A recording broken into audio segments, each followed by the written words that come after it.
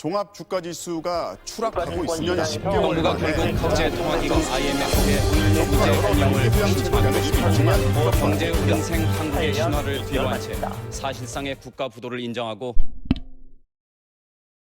안녕하세요. 현실주의자입니다. 이제 주말이 다 끝나서 새벽 3시를 넘었습니다. 제가 앞에 영상을 찍는다고 좀 시간을 많이 소비했는데요. 그래도 이 주차 영상에서는 지표를 좀 보는 시간이니까 간단하게라도 보고 넘어가겠습니다. 이제 상승 하락을 확신하는 목소리가 굉장히 많이 나오고 있는데요. 목이 좀 쉬었나? 왜 이러지? 예, 좀 많이 나오는데 상승 하락은 신도 모릅니다. 예, 주가의 앞날은 신도 모르죠. 근데 그거를 확신할 필요가 없다라고 생각합니다. 모멘텀이 상승으로 갈 것이냐, 하락으로 갈 것이냐에 대해서 모멘텀만 잡고 대응을 하는 게 낫다라고 생각합니다. 어떤 테마가 이제 날뛸까요?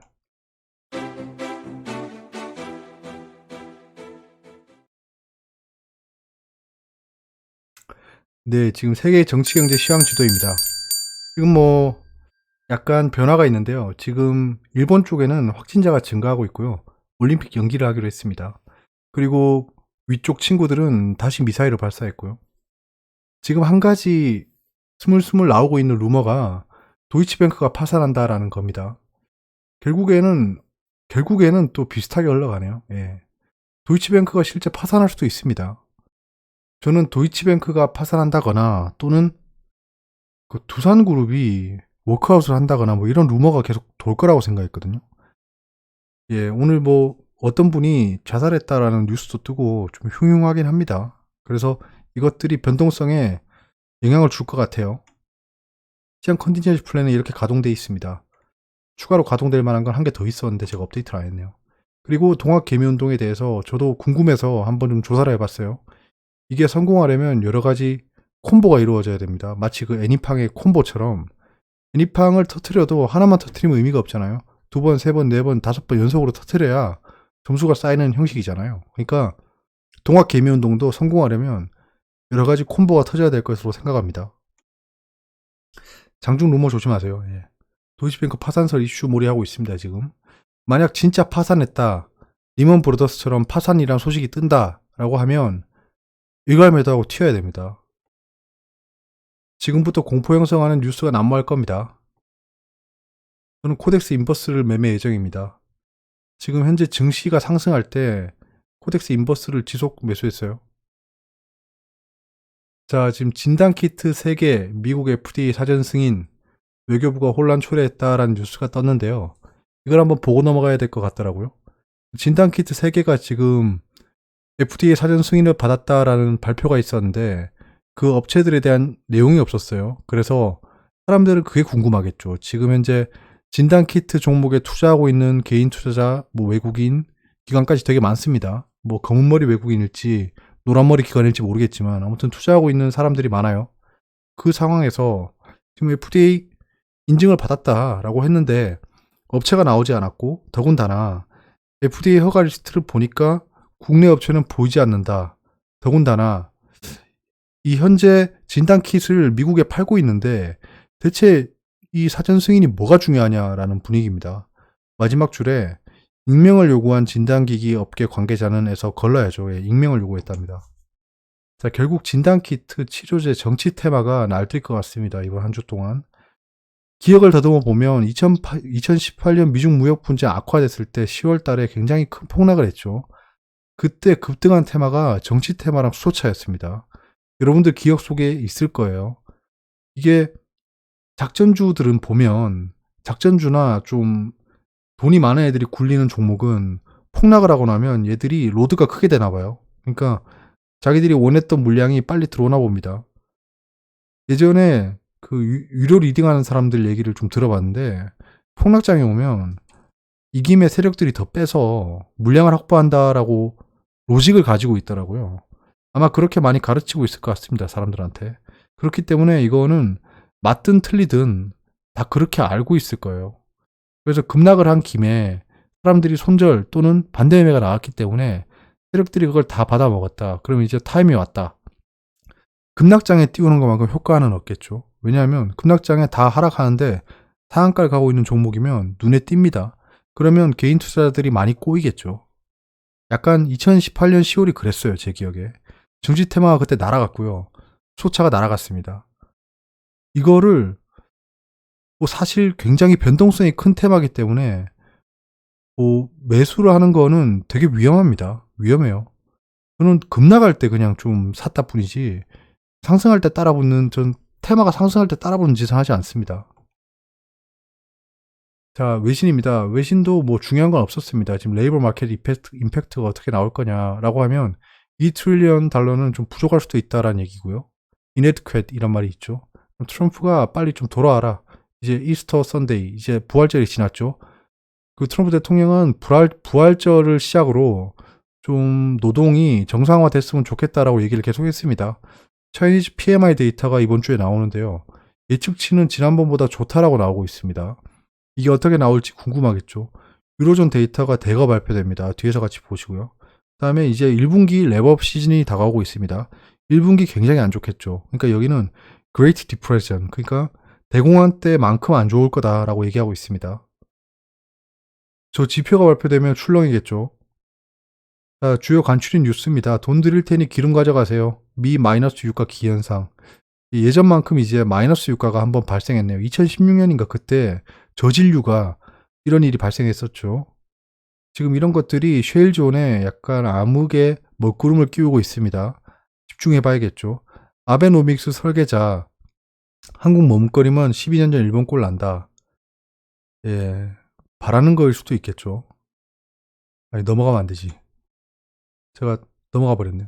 반쪽짜리 5G 상용화 1년, 이통 3사, 올해가 진짜 원년 경쟁. 원래 4G 때를 생각해 보면 LTE 때요.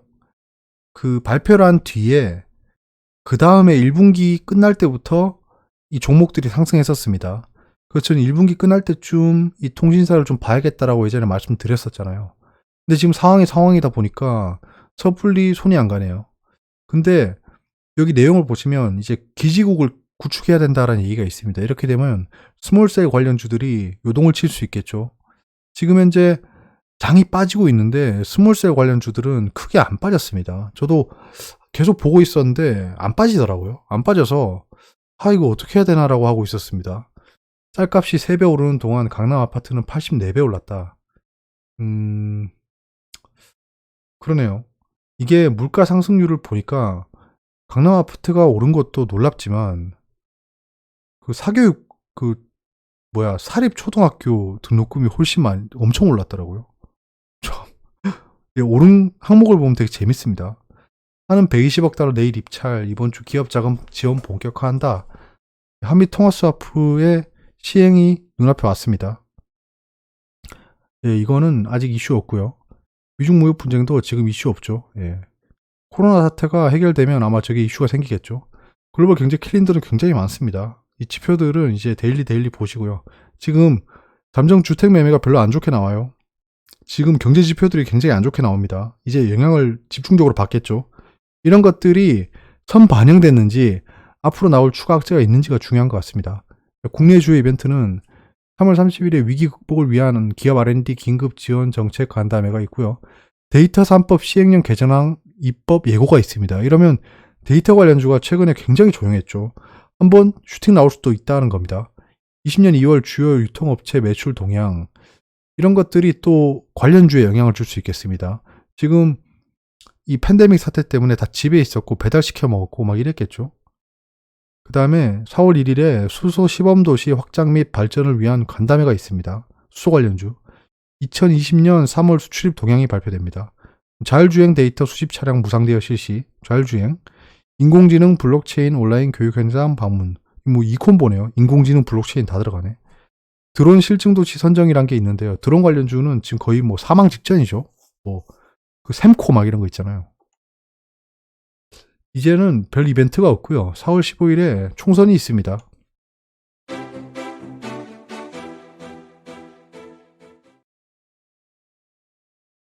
자, 다우존스랑 나스닥은 다시 52주 신저가를 찍었죠. 지금 근데 상승 장악형 캔들이 떴습니다. 그렇기 때문에 저게 이제 기준봉이 되겠죠. 저걸 깨고 내려가느냐 안 내려가느냐 싸움으로 갈 것 같습니다. 코스피 코스닥은 그나마 좀 나았죠. 52주 신저가는 벗어났고요. 근데 상승 장악형이 못 떴습니다.